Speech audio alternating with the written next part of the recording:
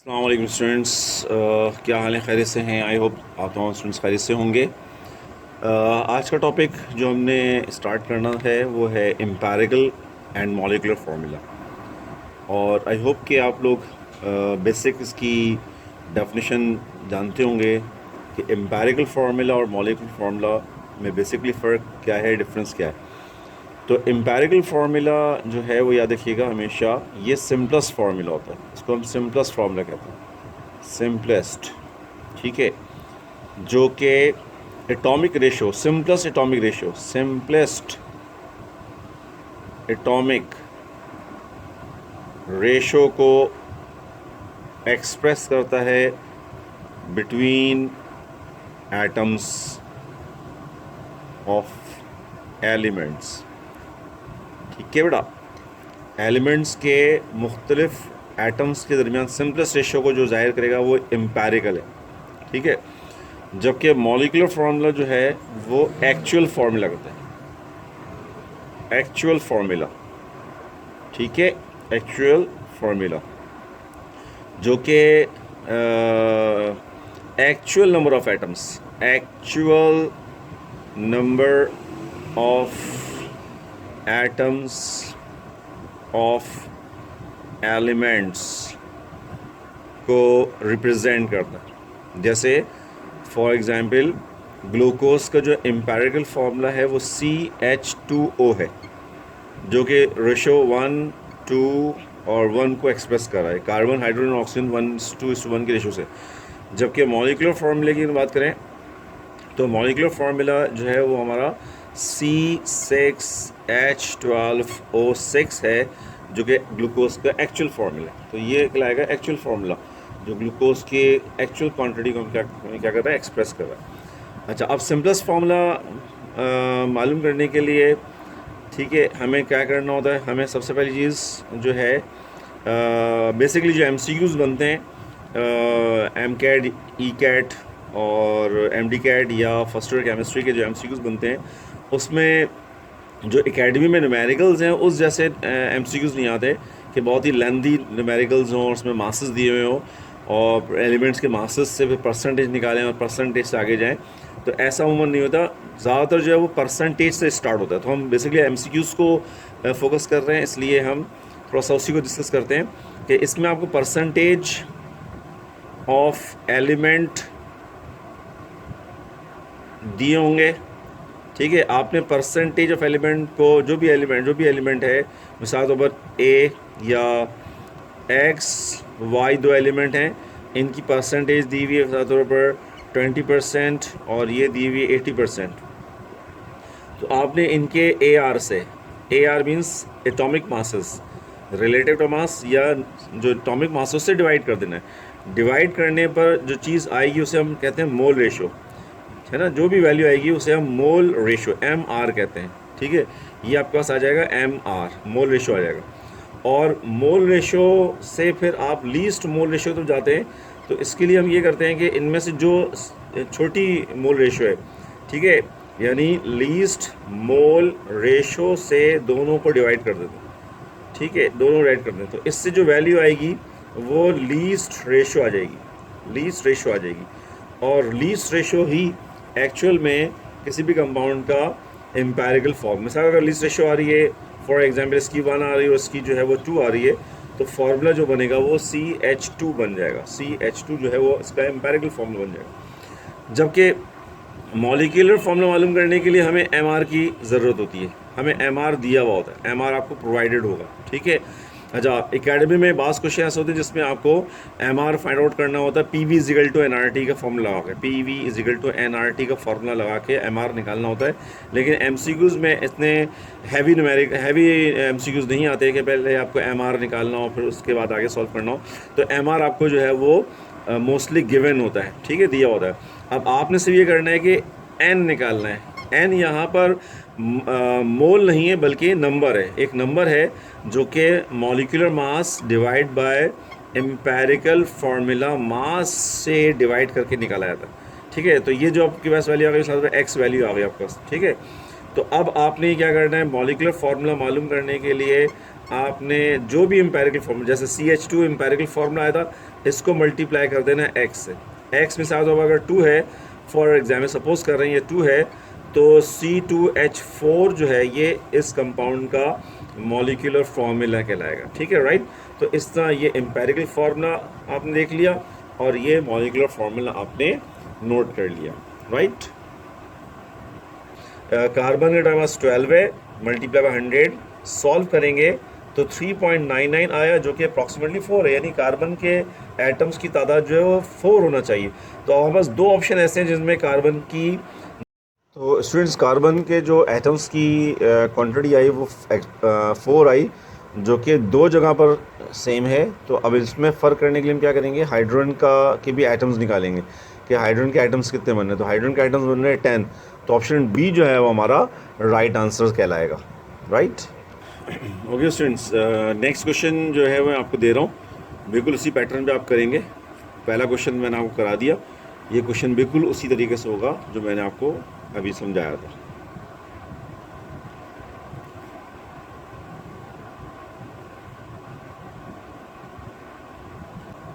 Okay students, next question एक और मैंने बिल्कुल इससे मिलता जुलता दिया है।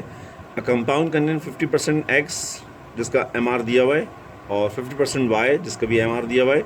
आपने ई एफ निकालना है, एम्पेरिकल फार्मूला निकालना है। ठीक है, तरीका मैं बता चुका हूँ, बिल्कुल उसी तरह देखते हुए इसको कीजिएगा।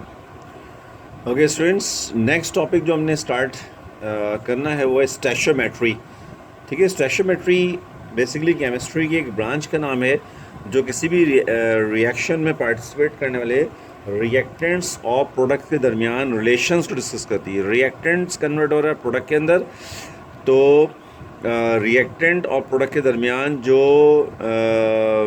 यानी मास रिलेशन है या वॉल्यूम रिलेशन है या मोल रिलेशन है, इसको डिस्कस करने वाली ब्रांच जो है स्टैचोमेट्री कहलाती है। बेसिकली इसके ज़रिए हम कैलकुलेशन करते हैं, मेजरमेंट करते हैं किसी एक रिएक्टेंट के मास से दूसरे का मास, यानी इसके मास से हम प्रोडक्ट का मास फाइंड आउट करते हैं, इसके मास से हम इसका वॉल्यूम फाइंड आउट कर सकते हैं, इसी तरह इसके वॉल्यूम से इसका मास, और इसी तरह इसके मास से इसका वॉल्यूम हम फाइंड आउट कर सकते हैं। तो डिफरेंट रिलेशन हम यहाँ पर लगाते हैं और उससे हमारे पास कैलकुलेशन जो है वो की जाती हैं, right.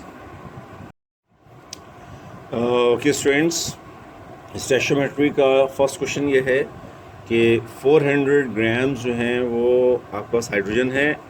400 gram of hydrogen was combined with 200 gram chlorine, how much HCl will produced. Equation दी हुई है।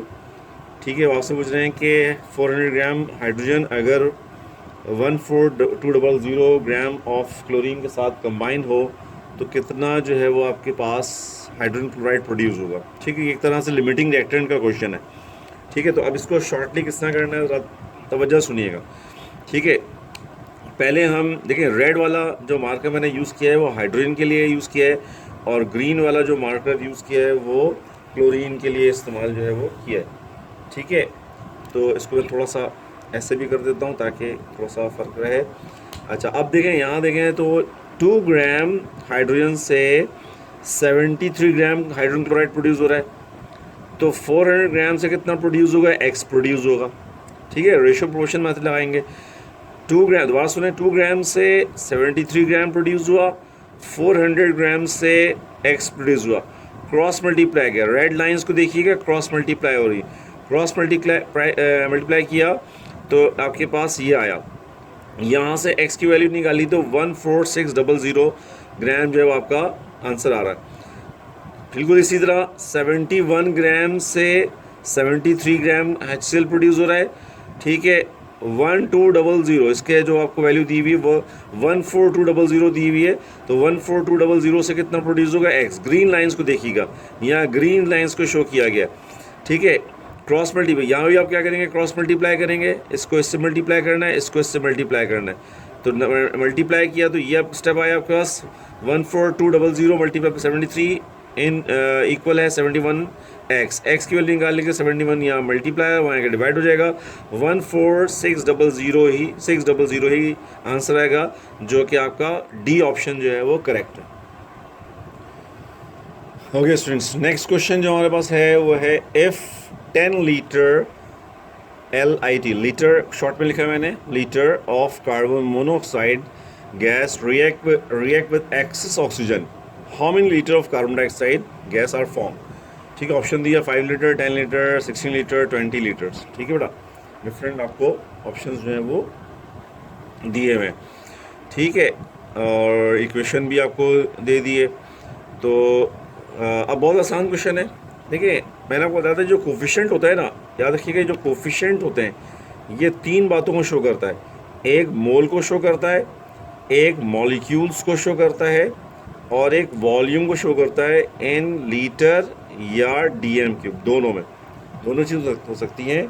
ठीक है, दोबारा देख लें, जो कोफिशिएंट होता है वो मोल को शो करता है, मॉलिक्यूल्स को शो करता है, और वॉल्यूम इन लीटर या डीएम क्यूब में शो करता है। तो हम यहाँ देख रहे हैं कि 2 litre gives 2 litre, ratio same है, 2 litre gives 2 litre of carbon dioxide, तो 10 लीटर से हमें 10 लीटर ही मिलेगा। इसका मतलब ऑप्शन 2 जो है वो करेक्ट है।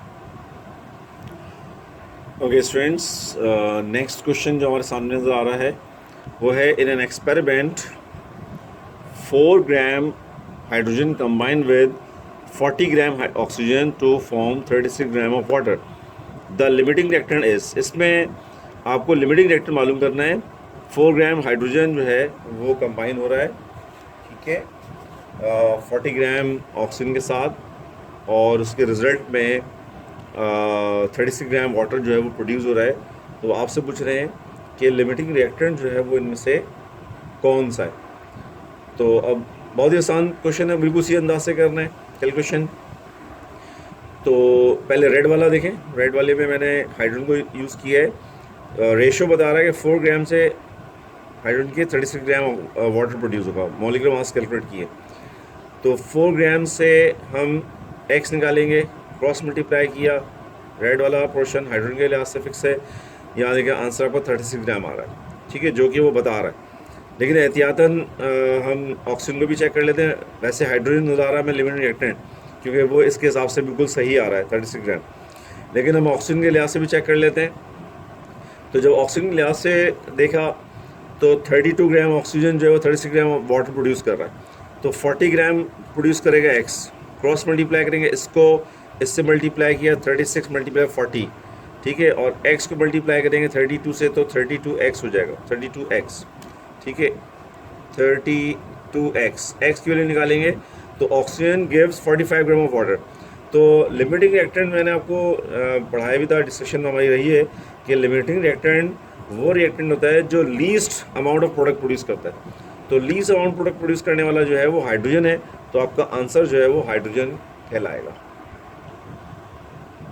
ओके स्टूडेंट्स, नेक्स्ट क्वेश्चन जो है वो हमारे सामने है, if the volume are measured at STP, the volume of ammonia formed when 500 dm³ of nitrogen combines with hydrogen is, यानी कह रहे हैं कि अगर 500 dm³ नाइट्रोजन को हाइड्रोजन के साथ combine. Okay students, last question stoichiometry वाले से डिस्कस कर रहे हैं। If the volume are measured at STP, the volume of ammonia formed when 500 dm³ of nitrogen combines with hydrogen. कह रहे हैं कि अगर नाइट्रोजन के 500 dm³ को हाइड्रोजन से रिएक्ट कराए तो कितना dm³ अमोनिया प्रोड्यूस होगा, ठीक है। तो देखिए इसके अंदर आपको दिया हो गया है STP, तो STP का मतलब याद रखिएगा कि 20.4 dm³ की बात कर रहे हैं। अच्छा देखिए यहाँ पर 1 मोल है। अभी पीछे मैंने आपको एक टॉपिक में बताया कि जो कोफिशिएंट होता है वो हम इसको मोल भी कहते हैं, ठीक है, इसको वॉल्यूम भी कहते हैं, और इसको DMP भी कहते हैं, बट एट STP भी नहीं। STP का जब वर्ड आएगा तो फिर 1 मोल जो है वो 22.4 dm³ के इक्वल है। तो रिलेशन देखें हम क्या लगा रहे हैं कि 22.4 dm³ नाइट्रोजन से 44.28 dm³ ग्राम नहीं, dm³ जो है वो अमोनिया प्रोड्यूस हो रही है, ठीक है, क्योंकि यहाँ मोल 2 है तो मोल के लिहाज से ये 2 आ जाएगा। तो 500 dm³ से कितना प्रोड्यूस होगा x, क्रॉस मल्टीप्लाई करेंगे, तो जब आप इसको सॉल्व करेंगे तो आपके पास आएगा 1000 dm³, जो कि आपका C ऑप्शन है करेक्ट, राइट। तो आई होप कि आज जो हमने बेसिकली 2 टॉपिक कवर किए, उसके एमसीक्यूज़ कवर किए, एक एम्पिरिकल फार्मूला, मॉलिक्यूलर फार्मूला और स्टैशियोमेट्री। तो आपको इससे का फ़ायदा हुआ होगा और इंशाल्लाह आप इससे मिलते जुलते जो भी क्वेश्चंस होंगे वो आप आसानी से कर सकेंगे। ठीक है, अल्लाह हाफ़िज़, टेक केयर स्टूडेंट्स।